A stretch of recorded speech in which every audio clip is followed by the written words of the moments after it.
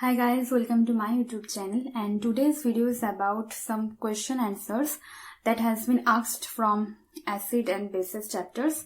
So previously I have already made a video of acid and bases, and there I have provided you all types of short notes and tricks that must be maintained while solving questions from this chapter, and these short notes will definitely help you. So my request to you, please first watch those video, collect the short notes, and then come here. So let's get started with our first question, that is, give balanced equations for the following reaction. First one is dilute nitric acid and copper carbonate.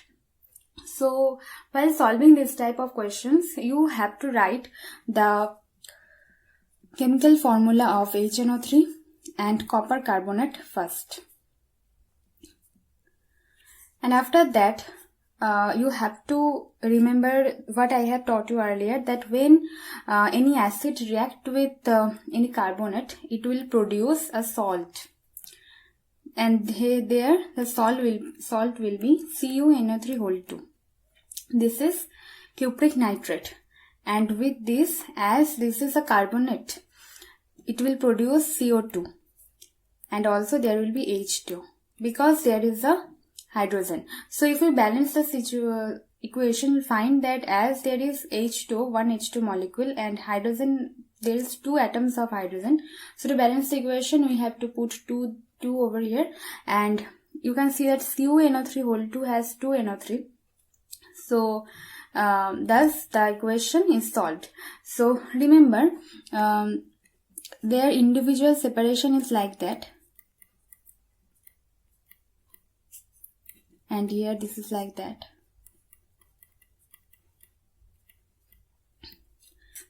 CuNO3(2), where Cu copper remains in +2 oxidation state. That is why we have to add 2 NO3, as each have only one single charge. That is why we have to add 2 NO3 here. Okay, so next move on to the next question, zinc sulfide and dilute sulfuric acid. So first write down the structure, chemical formula, ZnS and H2SO4. This type of reaction is called as a decomposition of sulfide. This is zinc sulfide, and here there is sulfur present in -2 form, and the final product will be ZnSO4, that is salt, and H2S. And H2S, and the smell of H2S is like rotten eggs. It's a pungent smell, and this is the that is how you can identify that there is a reaction between metal sulfide and acid. Next, move on to the next question. Sodium thiosulfide is reacted with dilute HCl. Sodium thiosulfide, Na2S2O3 and HCl. Now Na2S2O3 dissociates like that, 2Na plus S2O3 2-.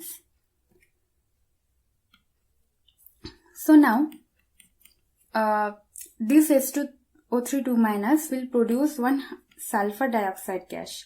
You can relate with this, that there is S2O3, so definitely there will be a gas like SO2, sulfur dioxide, and there must be one sulfur.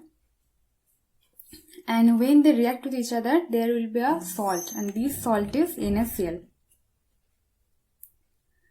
If we balance the equation, as there is 2 Na sodium atom, so you have to put 2 over here, and as there is 2 chlorine atom, you have to put 2 over here. I hope, no, there is hydrogen, 2 hydrogen atom, so we have to put H2 water over here, and thus the equation is complete. Now the next question is zinc heated with sodium hydroxide solution. So I have also told that when you react any active metals with acid or basic solution, so there will be a salt, and they will also produce hydrogen gas.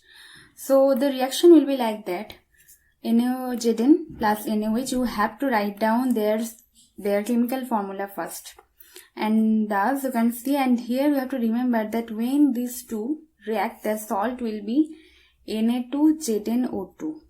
This is sodium zinc oxide, or you can say sodium zincate. And thus also it emits hydrogen gas. And here as there is 2 sodium atom, we have to put 2 over here, and I hope thus the equation is balanced. Here actually Na2ZnO2 is a salt, and it dissociates in this way, 2Na plus ZnO2 2 minus. So I hope that you understand how to solve this type of questions. So first write down their chemical formula, and after that proceed. And also remember the short tricks that I have told, that for example when you react active metal with acid or base, it will produce any salt or hydrogen gas. Similarly, when you decompose carbonate, it will always give CO2. So you have to remember these kinds of reactions. That is why you can relate with them with the question, and there you can solve it easily. Next question is, lead nitrate solution is added to sodium chloride solution. PbNO3 plus sodium chloride solution, that is NaCl. And then remember, I have told you that there will be formation of as PbNO3 and this is NaCl, as this will be our displacement reaction, and the final product will be PbCl2 plus 2NaNO3. So next move on to the next question. The next question is, give equations for the following conversions A to E. So the first thing is given, that is ZnSO4, zinc sulfide. So how to prepare ZnSO4? How to prepare ZnCO3 from ZnSO4? We need something that will change its SO4 to CO3, and this is a kind of displacement reaction, you can say. So for this we have to add a salt over here. This is sodium carbonate, Na2CO3. Okay, and after that we will get ZnCO3. Remember, actually Na2CO3 dissociates in this way, where CO3 2 minus carbonate ion having -2 or 2 negative charges. That is why when it reacts with Zn, for zinc the more stable oxidation state is +2. So they have to react and they will produce ZnCO3, where zinc is in +2 state and CO3 2 minus. So after that they are left with Na2 and SO4. So for this we can say that there will be Na2SO4. This is also a salt, Na2SO4, sodium sulfate. Okay, now there is given that from ZnCO3 you have to prepare zinc nitrate, ZnNO3. So for this you have to take something that can displace this CO3 carbonate anion from zinc carbonate, and here you can use HNO3. Actually, when any metal carbonate react with HNO3, it will give a salt. There will be CO2 and H2O. As there is a carbonate group, definitely when it reacts with acid, it will give CO2. So CO2 must be there, and we must have H2O. So this is the reaction, and to balance it, we have seen that there is 2 NO3 minus ion. Why we have to put 2 over here, and thus you can see that the equation is okay, it is balanced. Okay, next question. Next you have to prepare ZnOH2 from ZnNO3. Now it can be prepared. You can see that here you have to displace the NO3 minus ion, and for this you can use NaOH. Okay, if write down this clearly, you will find that we are writing NaOH over here, and we are making ZnOH2. So we must have 2 NaOH, and as there is one Na and 2 NO3 minus, so the resultant salt may be NaNO3. As Na is in +1 and NO3 is -1. Thus, it produces NaNO3.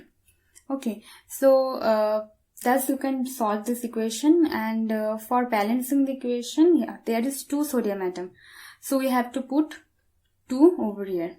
Okay, so I hope this equation is balanced. Yeah, it is balanced. Next question is that you have to prepare ZnO from ZnOH whole 2. Now, how we will prepare? Remember, when ZnOH whole 2 is heated, it will produce ZnO. This is a amphoteric oxide. Remember, I have told you about amphoteric oxide, how it reacts. So ZnO plus it will be H2. Actually, in ZnOH whole 2 is like that, and these H and OH atom and OH molecule combines to form H2, and it's left with ZnO, amphoteric oxide. Okay. Next, you have to prepare ZnSO4 from ZnO. So here you must have something that can displace or add ZnSO4 to Zn, zinc. So you can take H2SO4. This is the easiest thing. Acid. I have told you that when any acid reacts with any metallic oxide, actually it produces salt, and with it there is water is also produced. So to remember, when there is a metallic oxide and there is base or acid to react with it, there will be formation of salt and water only. This is, I have told you in the definition of basic oxide. I hope you remember this. Now the next question is, solution A is a sodium hydroxide solution. Solution B is a weak acid. Solution C is a dilute sulfuric acid. Now which solution will, first one, liberate SO2 from sodium sulfide? So for this to solve this kind of question, you have to write down their structure first. There is Na2SO4, sodium sulfide, and you have to make SO2. And you are given with dilute sulfuric acid, sodium hydroxide solution, and a weak acid. So only sulfuric acid can produce SO2 from Na2SO4. So your answer will be dilute sulfuric acid, C. Now give a white precipitate with zinc sulfate solution. Now what is zinc sulfate solution? Write down its structure, ZnSO4 plus, and it's producing any. Now here you are left with sodium hydroxide and a weak acid. Okay, and there is also dilute sulfuric acid. Actually, if you react any salt with base, it will produce insoluble metallic hydroxide. Okay, so here you can say, I think that this will be NaOH, because if we add NaOH, so Zn plus it will be ZnOH whole 2, zinc hydroxide. This is actually the gelatinous white color, and it is insoluble. That is why it is precipitated.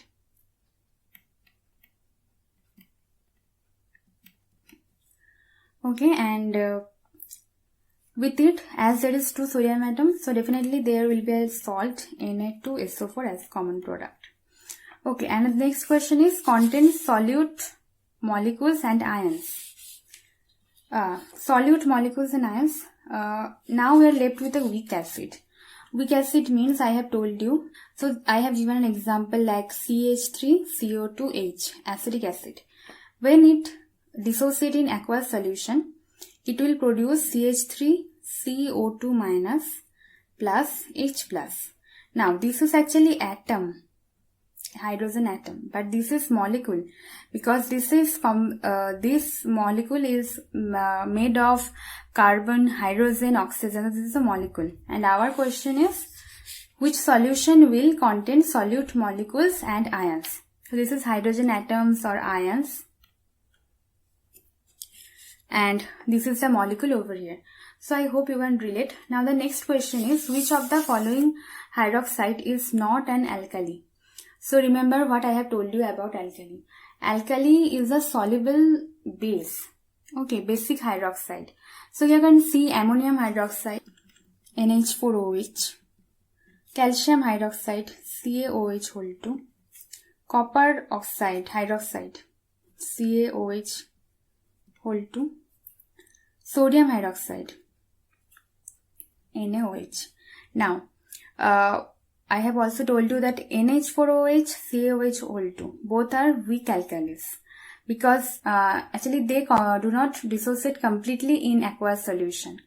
So, but NaOH is weak, strong alkali, because it completely dissociate in water solution. So these three has gone. So the only thing CaOH whole 2 is left. So the answer will be copper hydroxide. Okay. Next question. For each of the conversions A, B, C, D and E in the scheme below, state briefly in words how the conversions can be carried out.